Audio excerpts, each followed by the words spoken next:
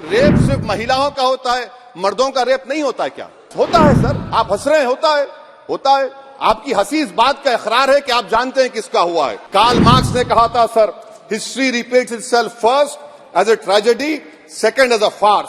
याद रखिए, जिंदगियां बर्बाद करने का काम आप कर रहे हैं और सबसे बड़ा इसका नुकसान होगा। आप चेक रिपब्लिक में निखिल गुप्ता बैठा है, लेके आओ ना उसको। कुलभूषण यादव पाकिस्तान में बैठा है, लेके आओ ना। कतर में हमारे फौजी बैठे, लेके आओ ना उनको। आप देखिए कि पेटी केसेस में when the occasion is past, इसका मतलब क्या है? व्हेन द ओकेजन होगा क्या सर? अब हम चुनाव लड़ते तो जो हमारा जो पार्टी अपोजिंग रहती वो कहती कि अब इनके 25 लोगों को 50 लोगों को गिरफ्तार कर लो, गिरफ्तार कर लेते मेरे बूथ के एजेंट्स को। और बोल रहे व्हेन, उसमें आप लिख रहे क्या है? When the occasion is past, माने पास हो जाएगा पोलिंग के 5 बजे छोड़ देंगे। अरे आप अपना ही हाथ काट रहे हैं अपने आप। याद रखिए, आज आप मुस्कुरा रहे हैं, कल यहां पर बैठेंगे कोई और कर दे का काम आपके ऊपर। अच्छा रेप सर, रेप क्या? रेप सिर्फ महिलाओं का होता है, मर्दों का रेप नहीं होता है क्या? आपका प्रोविजन नहीं है क्या? स्टॉकिंग नहीं होती है मर्दों की? अच्छा जस्ट होता है सर, आप हंस रहे हैं, होता है। आपकी हंसी इस बात का इकरार है कि आप जानते हैं किसका हुआ है। तो justice JS Verma sir, justice JS Verma का जेंडर न्यूट्रल बनाइए। अच्छा क्लॉज 69 को, क्लॉज 69 लव जिहाद आ गया। देखिए सर, क्लॉज 6 लव जिहाद आ गया, उसमें बियॉन्ड रीजनेबल डाउट प्रूव ही नहीं कर पाएंगे आप। अब उसमें क्या बताना पड़ेगा? Suppressing identity. यानी अगर कोई महिला मोनू मानेसर चोमू चंडीगढ़ से इश्क करती है, बाद में उसको मालूम होता है कि वो मानेसर का नहीं है, चंडीगढ़ का नहीं है, तो क्या क्लॉज 69 एक्शन में आएगा? आप बताइए कि अच्छा अगर कोई ये कहेगा कि मेरा नाम, कुछ नाम है, कई कुछ नाम होता है जो कॉमन नाम होता है मुसलमानों में, दीगर मज़ाहिब में, तो क्या वो सेक्शन अप्लाई होगा?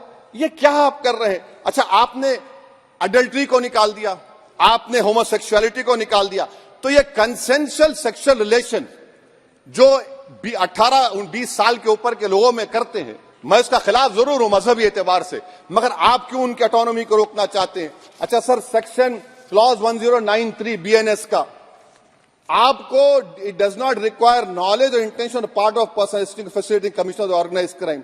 ये मैं 5 मिनट दीजिए सर। सर बीएनएस का सेडेशन पे देख लीजिए, सेडेशन को आपने दोबारा ला लिया, लफ्ज सेडेशन इस्तेमाल नहीं किया आपने। 3 साल से 7 साल आपने सुप्रीम कोर्ट को अंडरटेकिंग दी थी कि प्रोविजन नहीं लाया जाएगा। तो चेयरमैन सर, यहां पर हिंदी के एक बहुत मशहूर कवि का वो शेर मुझे याद आ रहा है, मैथिली शरण गुप्त का, कि राज्य को यदि हम बना लेंगे भोग तो बनेगा वो प्रजा का रोग, फिर कहूं मैं क्यों ना उठकर हूं आज मेरा धर्म राजद्रोह। कार्ल मार्क्स ने कहा था sir, history repeats itself first as a tragedy, second as a farce. आप क्लॉज 195 1D देखिए, it criminalises the making of publication of false and misleading information jeopardising sovereignty integrity of India.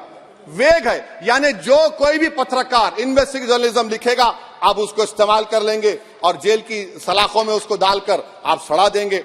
Sir मैं आपको और एक बात बताना चाहूंगा कि रैश एंड नेग्लिजेंट एक्ट जो आईपीसी में था 2 साल थे, 304, आप उसको बढ़ाकर 5 साल कर दिए 1061 में, बीएनएस 1 में। और rash and negligent driving 304 IPC में था 2 साल की सजा, आपने 10 साल कर दिया। यह क्रिमिनल ज्यूरिस्प्रूडेंस का हिस्सा नहीं है। अच्छा क्रिमिनल ऑर्गेनाइजेशन, उत्तर प्रदेश में यूपी गैंगस्टर एक्ट में एक चार्जशीट में गैंगस्टर एक्ट लगता। सर आप बताइए फिर यूएपीए का क्या होगा, पीएमएलए का क्या होगा, महाराष्ट्र मकोका क्या क्या होगा, गुजरात के कोका क्या क्या होगा? आप ये सब कानून रख रहे हैं और एक पुलिस वाले को आप ये तमाम कानून की इजाजत देंगे? याद रखिए, जिंदगियां बर्बाद करने का काम आप कर रहे हैं और सबसे बड़ा इसका नुकसान होगा। किसका नुकसान होगा? दलितों का, मुसलमानों का, आदिवासियों का। और वो पॉलिटिकल पार्टीज जो कल आज सत्ता में है, कल नहीं रहेंगे, वो बदले की भावना से काम करते हैं। सर मुझे पुलिस ने पीटा सर, 1999 22 दिसंबर को मेरे सर पर 20 टाके लगे, पीठ से लेकर पैर तक मारा गया। आपको मालूम सर क्या हुआ? तेलुगु देशम की सरकार थी, उन्होंने उन दोनों पुलिस वालों को जिन्होंने मुझे मारा था उनको आईपीएस कन्फर कर दिया। अरे चौपन देखे बैठो तुम, प्लीज आप बैठ जाइए। टेररिज्म का देखिए सर, आप बैठ जाइए प्लीज। यूएपीए का सर मैं खत्म कर टेररिज्म उनको रोकिए sir. Okay okay please sit down. Sir ji terrorism का डेफिनेशन में आप देखिए यूएपीए का सेक्शन 16 क्लॉज 113 में आ गया। यूएपीए का सेक्शन 15 क्लॉज 131 में आ गया। देख लेंगे उसको, देख लेंगे। यूएपीए का आपत्तिजनक अंश निकाल दिए जाएंगे। यूएपीए का क्लॉज 18 113(4) में आ गया। यूएपीए का क्लॉज 18 113(3) में आ गया। यूएपीए का क्लॉज 20 113(5) में आ गया। यूएपीए का सेक्शन 19 113(6) में आ गया। अरे भाई साहब फिर क्या बचा है? आप यूएपीए से मकोका से गुजरात कोका से पीएमएलए सब ला लिए। तो स्पीकर सर मैं अपनी बात को खत्म करने से पहले मैं उम्मीद कर रहा था कि मैंने वजीर दाखिला का एक स्टेटमेंट सुना था अमित शाह साहब का कि जब गुजरात के होम मिनिस्टर थे तो उन पर जुल्म किया गया, उनको दबाया गया। मगर हम ये समझ रहे थे कि जिस शख्स पर नाइंसाफी हुई है जो वो क्लेम कर रहे हैं तो कम से कम वो दूसरों से नाइंसाफी तो नहीं करेंगे।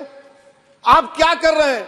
अरे ऐसे हजारों लोग हैं जिन पर जुल्म हो रहा है, ना उनके पास दलील है, ना उनके पास वकील है, ना उनके पास आजादी है। तो ये तीन सर मैं आखिर एक लव ये तीनों कवानीन हमारे मुल्क की जमहूरियत के लिए इन गरीब तबकात के लिए नुकसानदेह साबित होगा। और ये सरकार को मैं चार्ज दे रहा हूं, आप चेक रिपब्लिक में निखिल गुप्ता बैठा है, लेके आओ ना उसको। कुलभूषण यादव पाकिस्तान में बैठा है, लेके आओ ना। कतर में हमारे फौजी बैठे, लेके आओ ना उनको। अरे कहां तुम्हारी देशभक्ति है? अरे निखिल गुप्ता को लाओ, इस कानून में इस्तेमाल करो। मगर वो नहीं बोलेंगे। मैं इस कानून के मुखालिफत में खड़ा हूं जो भारत की जमहूरियत के लिए खतरा बनेगा।